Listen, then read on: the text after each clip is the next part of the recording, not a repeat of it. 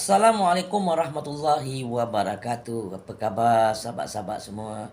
Alhamdulillah jumpa lagi dalam video saya pada hari ini. Doa saya semoga sahabat-sahabat semua dipanjangkan umur, dimurahkan rezeki insya-Allah. So hari ini saya nak berkongsi dengan sahabat-sahabat mengenai uh, kegawatan ekonomi kita, kegagalan kerajaan Madadun mengawal ekonomi, punca keretakan rumah tangga dan keluarga.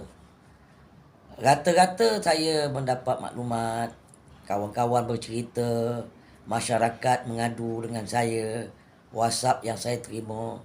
So disebabkan kegawatan ekonomi sekarang ni, disebabkan oleh kos harga hidup rakyat yang terlalu tinggi, harga barang yang terlalu tinggi, dengan pendapatan yang tak begitu baik, gaji tidak naik.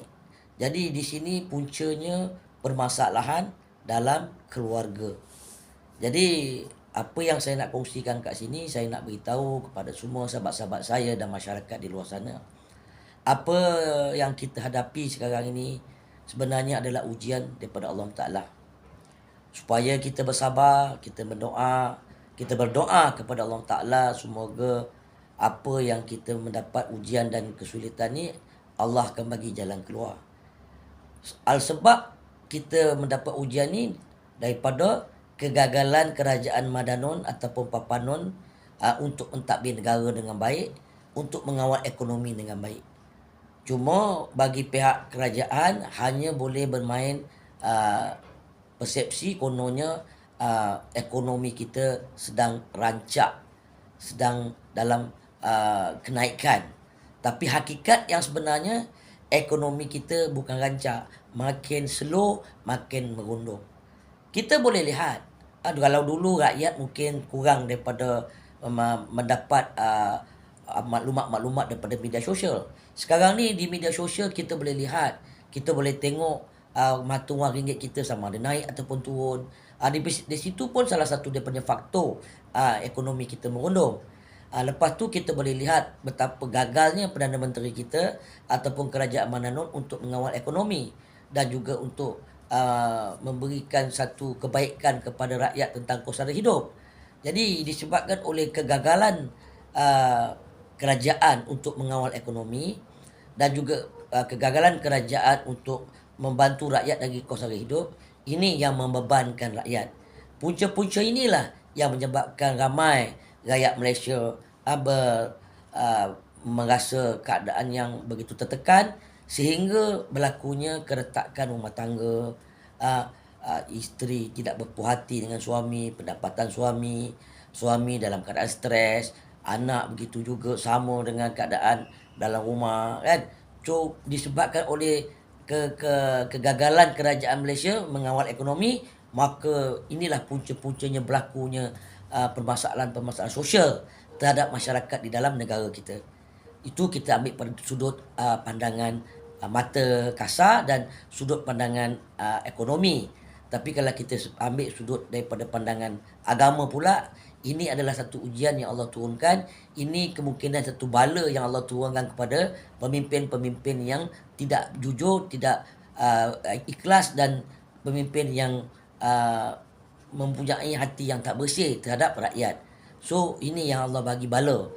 Kita boleh dikatakan bala pun boleh, kita nak katakan ujian pun boleh. Ujian bagi rakyat, bala bagi kerajaan. Inilah yang disebabkan oleh kegagalan kerajaan kita dalam mentadbir negara. Sebab apa? Kita lihat kerajaan kita ataupun Perdana Menteri kita ni, dia banyak tertumpukan kepada politik, tumpukan kepada ahli-ahli parlimen untuk mereka menjaga kekuasaan, jaga jawatan supaya kerajaan Madanon tidak tumbang. Itu sebab Papanon menghabiskan masa dengan kerja-kerja yang tidak berfaedah.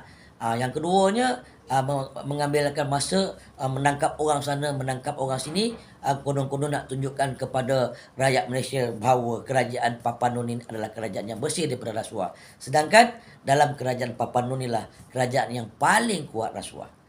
Kita boleh lihat tidak ada tindakan terhadap kartel-kartel yang menyembunyikan beras tempatan, tidak ada tindakan terhadap kartel-kartel yang menyembunyikan minyak masak kan. Banyak lagi perkara-perkara yang kita lihat. Kemudian subsidi rakyat ditarik balik, kemudian membuat perkara-perkara yang tidak sepatutnya dibuat, tarik pencen. Sepatutnya kerajaan tumpukan betul-betul ekonomi, tumpukan sepenuhnya untuk menjaga rakyat dan negara. Bukan buat kerja-kerja politik. Jadi itu sebab saya cakap dengan rakyat. Orang-orang politik ni kita jangan percaya sangatlah. Kita tak payah nak dengar sangat orang politik. Rakyat kena jaga rakyat, rakyat kena fokus kepada rakyat, kita rakyat kena bersatu hati untuk sama-sama kita memastikan kerajaan Pakatan Harapan ni jangan ada di hati rakyat. Kita tolak habis-habisan sehingga PRU16. Jangan bagi mereka peluang. Walaupun mereka ada DAP, biarlah DAP dia ada berapa kursi, tapi pastikan Melayu-Melayu haprak dalam Pakatan Harapan. Kita jangan bagi peluang kepada mereka untuk mentadbir negara kita. Ini dah cukup seksa lah. Sahabat-sahabat, setahun lebih dia mentadbir negara, kita dah cukup seksa lah sahabat-sahabat. Jadi saya harap sahabat-sahabat semua bersabar, bertenang, sentiasa berdoa kepada Allah Ta'ala, minta supaya Allah memberi jalan keluar atas kesulitan kita. Sebab apa yang Allah uji kita ni kerana Allah nakkan kita balik kepada Allah, kita ingat balik kepada Allah. Ini ujian adalah kerana Allah sayang kepada kita. Tapi walau bagaimanapun, kerajaan Malaysia ataupun kerajaan Madanon adalah kerajaan yang gagal mentadbir negara, kerajaan yang gagal untuk menyelesaikan masalah kos harga hidup rakyat. Saya akan sentiasa menceritakan perkara-perkara sebegini walaupun hari-hari untuk saya mengingatkan kepada rakyat Malaysia dan sahabat-sahabat saya supaya kita kena fokus kepada kesatuan Melayu kita untuk kita membuang ataupun menolak kerajaan Pakatan Harapan untuk masa-masa akan datang. Dan kita juga berdoa, kita mohon kepada Allah Ta'ala supaya kerajaan yang sedia ada ini kalau boleh dicepatkan tumbang.